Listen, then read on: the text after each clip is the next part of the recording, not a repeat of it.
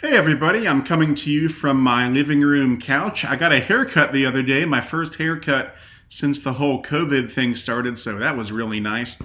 Now, I posted about this a couple days ago on Facebook and YouTube, but I thought I'd do a quick video about what I ordered from the new Lionel 2020 Volume 2 catalog.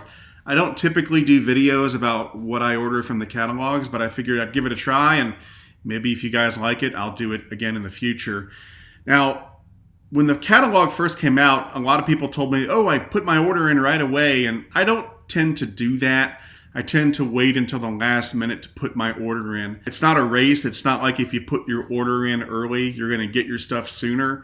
And so what I like to do is look at the catalog multiple times and think about what I want to order and sort of marinate on it for a while and then turn in my order at the last minute. So the deadline was on Wednesday and I turned in my order on Tuesday. So anyway, this won't take long, but let me pull up my order and we'll go through each of these. Now, unless I say otherwise, you can assume that I will be doing reviews on these items, except for maybe the rolling stock. I might not review that, but anything else, you can assume I'll be doing a review on it unless I say something different. So starting off, the first thing I ordered, of course, was the new S1. I ordered the Pennsy Tuscan S1, the nice red one at the bottom of the page. It looks beautiful, and I can't wait to get it, so that's going to be really cool. The next thing I ordered was the Canadian Pacific 460.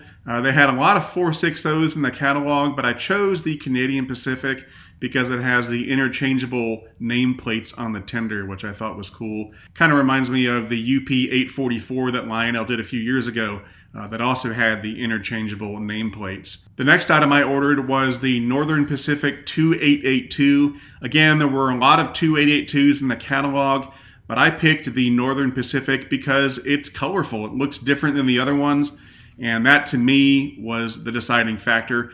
You know, a lot of times the engines that I decide to order are not based on realism or anything like that. A lot of times they're just based on appearance and what I think looks nice. And in this case, I thought the Northern Pacific looked the nicest. And also, I don't have any Northern Pacific engines right now, so it's a new road name being added to my fleet. Moving on, the next thing I ordered was the Atlantic Coastline E7AA set. This is a gorgeous set, and this was a hard decision because Lionel put a lot of good-looking E7s in the catalog, but ultimately I settled on the ACL because I like the purple coloring and I don't have a lot of ACL in my fleet right now, and so that's why I decided to get it. And then along with the AA set, I also ordered the E7 Super Base unit as well, so it'll be an ABA set when it's all said and done. Then we come to the genset switchers, and I definitely wanted to get one of these because these are the new plastic-bodied genset switchers in contrast to the old die-cast metal-bodied genset switchers that Lionel did as part of their Vision line many years ago. So I wanted to get one of these so I could compare the two, although it's going to be kind of comparing apples to oranges because the old die-cast metal-bodied genset switchers were Vision line engines with lots of cool features, and these are standard O-gauge engines. Now, originally, I wanted to get the UP genset switcher that had the graffiti on it. It looks so cool, and I think everybody wanted to get this one. But apparently, that model has now been canceled, along with some UP rolling stock that also had graffiti on it. And from what I've been told, that happened because Union Pacific got wind of the catalog and they told Lionel, hey, we don't want you selling stuff with our logo on it that also has graffiti all over it. It seems kind of silly, but apparently that's what went down. So with that in mind, I changed my order and I'm getting the Norfolk Southern genset switcher.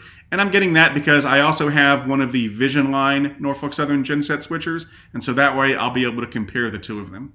So that does it for the motive power that I ordered. I also ordered a few pieces of rolling stock. I ordered 2 of the Central of Georgia roof hatch box cars. These things look really cool. I've never seen them before, and so I definitely wanted to get a couple of them to review. And then finally, I ordered a Monon caboose because I don't have a Monon caboose at this time. So that does it for my order. Now, with that said, I'm sure some people are going to say, well, why didn't you order this and why didn't you order that?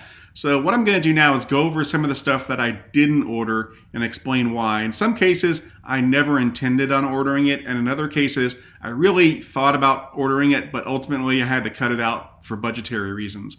So I was going to order the Pennsylvania Southwind 21-inch passenger cars. They look really nice, and they were on my list originally, but I cut them out for budgetary reasons, mainly because I already have a lot of Pennsylvania passenger cars in my fleet, so they weren't necessary.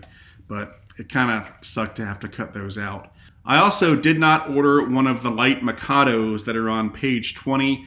I never intended on ordering any of these because I already have several Mikados in my fleet. They have some other passenger cars, some New York Central, some Southern Pacifics, but I didn't order those because I just really didn't have a need for those. Then we come to the GP7s. I originally wanted to order the Texas and Pacific GP7, but I cut it out because I had intended on ordering the GP7 set later in the catalog, but that got cut out too. I'll talk more about that in just a second. Then there's the Shark Nose diesels. I didn't want to order one of those because I already have a set of Shark Nose diesels in my collection, New York Central Shark Nose diesels to be exact. Then there's the New York Central Shark Nose passenger set. This is a really cool set, and I thought hard about ordering it, but ultimately I decided not to just because of budgetary reasons.